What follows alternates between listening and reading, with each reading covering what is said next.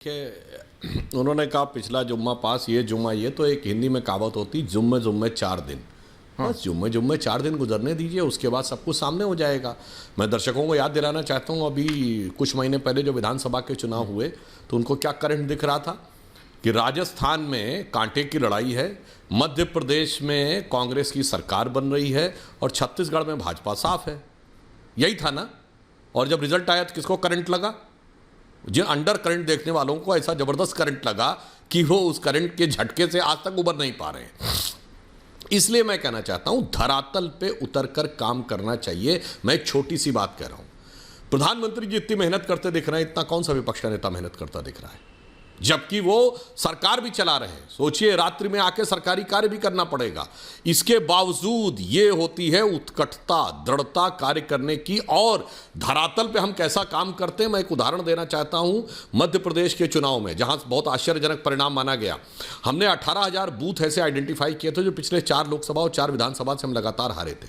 फिर यह तय किया गया कि इनमें से मेहनत करके कितने जीते जा सकते हैं। तो कहा गया जीतोड़ मेहनत की जाए तो 12,000 में कुछ परिवर्तन लाया जा सकता है, और 6,000 हमने जीत लिए उस 18,000 में। ये होता है। अब जैसे राजेश गुप्ता जी ने बोला, देखिए बहुत बढ़िया कमेंट तो करने लगे हमारे बारे में कि साहब भाजपा के में ये दिखाई पड़ता वो दिखाई पड़ता, पर नहीं बता पाए कि भाई केजरीवाल जी जिस कारण से जेल में जाके इस्तीफा नहीं दे रहे हैं, ठीक उसी आरोप में उसी मुद्दे पे मनीष सिसोदिया से क्यों इस्तीफा ले लिया भाई? उप मुख्यमंत्री के लिए अलग नियम और मुख्यमंत्री के लिए अलग नियम। कोई बात नहीं। अब तब अन्ना गुरु थे रामलीला मैदान में, अब लालू गुरु है रामलीला मैदान में। तो लालू जी से प्रेरणा ली होगी। लालू जी जब जेल गए थे तो अपनी पत्नी को देखे गए थे, और लालू जी का बड़ा एक प्रसिद्ध कोट था कि अब हम जलवे से राज करेंगे। तो उन्होंने कहा मतलब जलवे से क्या मतलब? जेल से सरकार चलाएंगे? अरे नहीं, मतलब जलवे से राज करेंगे।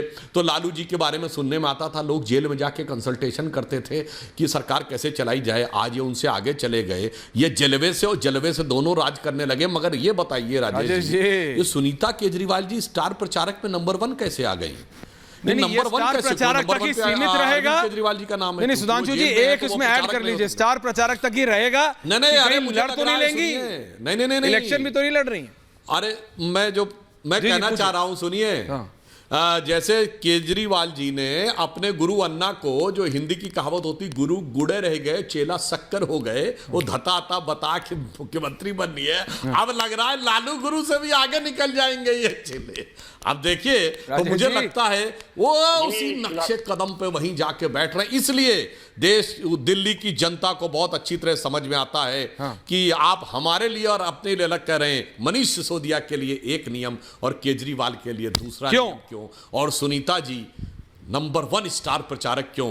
अब यह स्टार की तरह चमकता हुआ जो आपका चेहरा है, ये दिल्ली वालों की आंखों में बहुत चुभता हुआ चेहरा दिखाई पड़ रहा है, और आपके सारे नैतिक आधार को ध्वस्त करता हुआ दिखाई पड़ रहा है। बताइए राजेश जी, क्विक काउंटर। उसका मनोज जी आ रहा हूं आपके। सुधांशु जी, अपने गुरु का मजाक किसने उड़ाया? तो वो तो आप एक क्लिप देख सकते हैं जिसमें माननीय अटल बिहारी वाजपेयी जी मोदी जी को कह रहे हैं कि अपने राज धर्म का पालन कीजिए, और राज धर्म होता है कि सबको अपना मानना, किसी में दुबात ना करना। वो क्लिप आप देख सकते हैं। किसने आडवाणी जी का मजाक उड़ा दिया, किसने आडवाणी जी को पीएम वेटिंग छोड़ दिया, और खुद जाके प्राइम मिनिस्टर बनने के बाद में वो खड़े रह गए और मोदी जी सीट पर बैठ गए। ये सब जानते हैं। रही बात सुनीता केजरीवाल जी की, बताओ क्या ऐसा कर दिया जो डेमोक्रेसी के अंदर चीजें स्टार प्रचारक अगर जाके किसी से बात करती है तो इसमें कुछ प्रजातंत्र में गलत तो नहीं कर दिया? अगर किसी रैली को संबोधित करके कहती है कि मेरे पति के साथ गलत हुआ, अरे भैया कौन से देश की बात कर रहे हो? सुधांशु जी, आप अच्छी तरीके से जानते हो, यहाँ पर हर सावित्री अपने सत्यवान के लिए लड़ेगी ना। आपने उनके पति को उठा के जेल में बंद कराया बिना किसी कसूर के, तो वो महिला क्या इस अधिकार को नहीं रखती? वो एक पढ़ी लिखी आईएएस महिला जाके क्या लोगों से ये नहीं कह सकती कि मेरे पति के साथ में गलत हुआ, मेरी पार्टी के साथ गलत हुआ और दिल्ली वालों के साथ में गलत हो रहा है? क्या ये कहने का अधिकार इसको नहीं है? आप लोग महिलाओं से इतना क्यों चिढ़ते हो, क्यों घबराते हो? आप आरएसएस में भी महिलाओं को दूर कर देते हो, आप पार्टी में भी ऐसा ही करते हो। आपको क्या तकलीफ आती है? मैं कोई भी बात को बिलो द बेल्ट नहीं कहता, मैं बिल्कुल आपसे एक बात पूछ रहा हूँ कि क्या तकलीफ है महिलाओं से? आपको क्या लगता है महिलाएं अगर आगे आ जाएंगी तो कोई दिक्कत हो जाएगी? ऐसी क्या परेशानी है? एक पढ़ी लिखी महिला, पढ़ी लिखी है ना, आईएएस लेवल पे महिला है, उसके पति के साथ आपने गलत करार उठा के जेल में बंद कर दिया बिना किसी सबूत के, और उसके बाद में आप चाहते हो कि वो महिला घर में रोती रहे? नहीं, वो महिला क्यों रोएगी भाई? क्या वो दिल्ली के अधिकार के लिए, पार्टी के लिए, अपने पति के लिए रोड पे जाके लोगों से पूछ नहीं सकती कि भाजपा ने गलत करा है तो आप भाजपा के खिलाफ वोट दो? इसमें आपको क्या दिक्कत दिखाई देती है सुधांशु? महिलाओं से इतनी नफरत क्यों? आखिर भाजपा की आरएसएस की ये क्या प्रॉब्लम है कि आप महिलाओं से इतनी नफरत करते हो? क्यों भाई? हमने तो कभी कुछ नहीं कहा। आप किसी को बना लो, आप किसी महिला को भेजिए, आप मंत्री बनाइए, सांसद बनाइए, हमने तो आपको मना नहीं करा। लेकिन आपको एक प्रॉब्लम क्यों होती है कि देश की राष्ट्रपति द्रौपदी मुर्मू जी खड़ी रहती हैं और प्रधानमंत्री जी बैठे रहते हैं? आपने फोटो को देखा होगा। मैं ये बात भी नहीं कर रहा कि वो एससी महिला है या क्या है, लेकिन आप इतना महिलाओं से नफरत ना कीजिए। महिलाएं देश की, पूरी दुनिया की आधी आबादी है, बिना मां के दुनिया थोड़ी चलेगी। तो आप, मुझे लगता है कि महिलाओं का, माताओं का इतना निरादर नहीं करना चाहिए। ठीक है, जवाब ले रहा हूं राजेश जी। मां से प्रेम ममता आती है, मां के साथ करना। कोई काउंटर उसके बाद सबके पास आ रहा है एंडिंग कमेंट्स के ना। सुधांशु बता रहा हूं, देखिए राजेश जी ने जो अटल जी की क्लिप की बात कही, मैं करोड़ों दर्शकों से कहता हूं जाइए क्लिप देखिए। अटल जी ने कहा कि राजधर्म का पालन करना चाहिए। उसका अगला वाक्य था, मुझे विश्वास है नरेंद्र भाई वही कर रहे हैं। ये सब ये षड्यंत्र के तहत अगला वाक्य हटाकर दिखाने का प्रयास करते हैं। और राजेश भाई, मैंने कब कहा कि उनको नहीं प्रचार करना चाहिए? मेरा सवाल नंबर 1 पे था, कौन सा कारण है कि सुनीता केजरीवाल, आतिशी मरलेना, सौरभ भारद्वाज, संजय सिंह या राजेश गुप्ता से ऊपर होनी चाहिए? इसका जवाब चाहिए भाई।